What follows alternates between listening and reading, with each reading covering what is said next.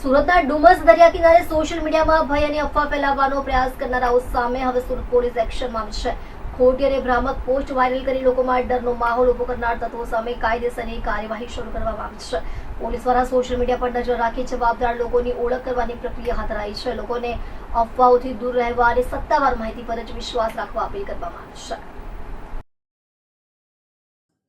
છેલ્લી તારીખ 7 મઈના રોજ અમુક સોશિયલ મીડિયા લિંક્સ મારફતે એવી અફવા ફેલાવવામાં આવી રહી હતી કે ડુમસ દરિયા કિનારે પાણી રિસીડ થવાના લીધે આ સુનામીના અણસાર છે અને એવા સિમ્ટમ્સ છે જેના આધારે અમુક લોકોએ આવી રૂમર્સ ફેલાવી હતી. પોલીસ અમારી જે સાયબરની ટીમ છે તાત્કાલિક એમાં જોડાવવામાં આવી અને એવા લિંક્સ આઈડેન્ટિફાઈ કરવામાં આવ્યા છે. 11 લિંક્સ જે હતા એ આઈડેન્ટિફાઈ કરી અને લિંક્સ દૂર કરવા માટે કન્સર્ન એજન્સીને પણ લખવામાં આવ્યું છે. અને જે વ્યક્તિ આવા પ્રકારના રૂમર્સ ફેલાવતા હતા એમને આઈડેન્ટિફાઈ કરીને એમના વિરુદ્ધમાં ગુનો દાખલ કરવાની તજવીજ ચાલુ છે. એક આઈડેન્ટિફાઈડ થયેલું માણસ જેનું નામ શુભમ અશોક જાંગીર છે, એ બેસિકલી રાજસ્થાનથી બિલોંગ કરે છે. એમના વિરુદ્ધમાં બીએનએસની કલમ 353(1)B આધારે મિસઇન્ફોર્મેશન ફેલાવવા અને લોકોમાં પેનિક ક્રિએટ કરવાના આધારે ગુનો દાખલ થયું છે. આપના મારફતે હું એક વિનંતી કરવા માંગુ છું કે આવી કોઈ પણ પ્રકારની ન્યૂઝને આગળ ફોરવર્ડ ના કરવામાં આવે અને આ બધી જ ર્યુમર્સ જે છે બેસલેસ અને મિસઇન્ફોર્મેશન છે. આવી કોઈ પણ બાબત થયેલ નથી અને આ એકદમ સત્યથી વિપરીત છે, કેમ કે આ એકદમ નેચરલ ફિનોમિના છે. જે પાણી હાઈ ટાઈડ થાય ત્યારે ઉપર આવી જાય છે, લો ટાઈડ થાય ત્યારે પછી પાણી પાછળ જતું રહે છે. આવી ઘટના એકદમ નેચરલી બનતી હોય છે, પરંતુ એને મિસઇન્ફોર્મેશન ફેલાવીને લોકોની અંદર એક અલગ પ્રકારનું પેનિક ક્રિએટ કરવામાં આવતું, એટલે તાત્કાલિક કાર્યવાહી હાથ ધરવામાં આવી છે. આને લગતી અધિકૃત એજન્સીઓ છે, એજન્સીઓના મારફતે જ્યારે કોઈ ન્યૂઝ આવે તેને જ ધ્યાને મૂકવા અમારી ખાસ વિનંતી છે. અમારા જે લોકલ પોલીસ તંત્ર છે એમને પણ ત્યાંના દરિયા કિનારેના જે ગામો છે એમના ગ્રામજનોની સાથે પણ વાત કરી અને એવા કોઈ લિંક એને ધ્યાને આવે તો એ તાત્કાલિક પોલીસને રિપોર્ટ કરવા માટે પણ કહેવામાં આવેલું છે. એમને જાગૃત કરવામાં આવ્યા છે અને બાકીની જે આગળની કાર્યવાહી ગુનો દાખલ કરીને અપરાધી વિરુદ્ધમાં કરવામાં આવશે એ આપને જણાવવામાં આવ્યું છે. અમુક લિંક્સ જે છે જાતે ક્રિએટ કરવામાં આવી હતી, અમુક લિંક્સ જે ફોરવર્ડ કરવામાં આવી હતી. એટલે 11 લિંક્સ અત્યાર સુધી અમે મેટામાં રિપોર્ટ કર્યા છે, જે હટાવી દેવામાં આવેલા છે અને જે મૂળ રૂપથી સૌથી પહેલા અને વધારે પડતી લિંક પ્રસારિત થઈ હતી, જેમાં એ વિરુદ્ધ મેં જે કીધું આપને એક આરોપીના વિરુદ્ધમાં ગુનો દાખલ કરીને આગળની કાર્યવાही કરી है. ये बेसिकली राजस्थान के करौली राजस्थान का रहने वाला है और इसका जो है इंस्टा आईडी है वो शुभू करके एक इंस्टा आईडी है, वो आइडेंटिफाई किया गया है और उसी में आगे कार्रवाई चल रही है. લોકો ગભરાયેલા છે, લોકોને શું અપીલ કરીશ?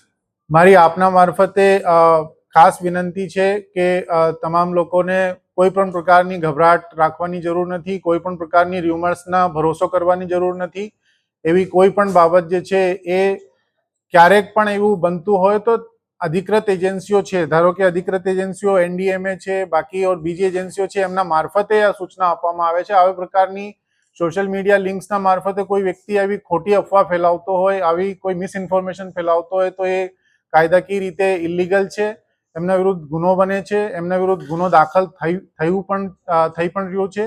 એટલે આવા કોઈ પણ પ્રકારના રૂમર્સમાં ના આવવા અને ત્યાં એકદમ બિલકુલ નેચરલ ફિનોમિનાના આધારે લોકો અવર જવર કરે એવી અમારી આપના મારફતે ખાસ વિનંતી છે આખા સુરત સિટીના રહેવાસીઓને.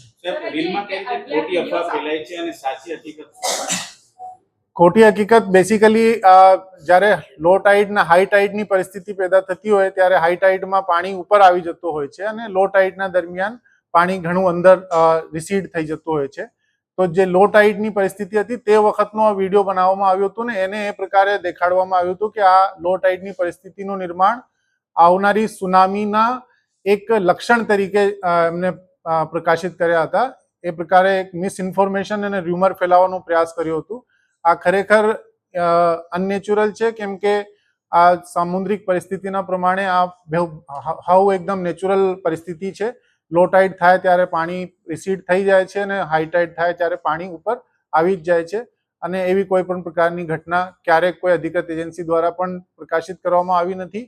આ પોતાની મનગઢંત સ્ટોરીને વધુ પડતું પ્રચાર મેળવવાના ઈરાદેથી અને લોકોમાં મિસઇન્ફોર્મેશન ફેલાવવાના ઈરાદેથી રૂમર પ્રસારિત કરવામાં આવી હતી. હું એક વખત ફરી આપના મારફતે રિક્વેસ્ટ કરું છું તમામ સુરતના રહેવાસીઓ દ્વારા ને કે આ હાવ એકદમ સેફ છે. ત્યાં ડુમસના દરિયા કિનારે એ લોકો જાય, માણે અને કોઈ પણ પ્રકારની એવી અફવાનો ઉપર ધ્યાન નહીં આપે. સર, જે 11 વિડીયો આવ્યા છે એક જ છે કે અલગ-અલગ સી ફેસના એ સી ફેસ ડુમસના જ છે, પરંતુ એ 11 વિડીયોમાં અમુક લિંક્સ જે છે પ્રસારિત કરવા માટે ફોરવર્ડિંગનું યુઝ કરવામાં આવ્યું હતું. અમુક જે છે એમને પોતે બનાવેલા હતા. એટલે જ મેં આપને કીધું કે જે મૂળ વ્યક્તિ છે જેમના દ્વારા આ વિડીયો બનાવવામાં આવ્યો હતો એ વ્યક્તિને અમે ગુનો દાખલ કરીને આગળની કાર્યવાહી કરી રહ્યા છીએ. સર, આરોપી શું કરે છે લાઈક મેળવવા માટે આ આખું રીતે એ હજુ ગુનો દાખલ થઈને પછી આરોપીની અમે જ્યારે ધરપકડ કરીશું ત્યારે વધારેની વિગતો આપને આપીશું. સાહેબ, લોકોમાં ડર ફેલાવો કેટલું ચિંતાજનક બાબત? આ સ્વાભાવિક છે, એટલા માટે જ આપના વચ્ચે આવીને અમે આ વાતની સ્પષ્ટતા કરી રહ્યા છીએ કે આ પ્રકારનો કોઈ પણ ડર પોતાના મગજમાં રાખે નહીં, કોઈ પણ પ્રકારની રૂમર્સ ઉપર પોતે ધ્યાન આપે નહીં અને એવી કોઈ પણ પ્રકારની જે લિંક્સ અગર કોઈને ધ્યાને આવે તો એ લિંક્સને પણ ફોરવર્ડ ના કરે, પોલીસને રિપોર્ટ કરે અને આવી જે બેસલેસ ઇન્ફોર્મેશન છે એને વગર વિચાર્યા આગળ ફોરવર્ડ ના કરવું જોઈએ, કેમ કે આ ઇલીગલ પણ છે અને સાથે સાથે એમાં બિનજરૂરી લોકોની અંદર એક પેનિક ક્રિએટ થાય છે જે લોકોમાં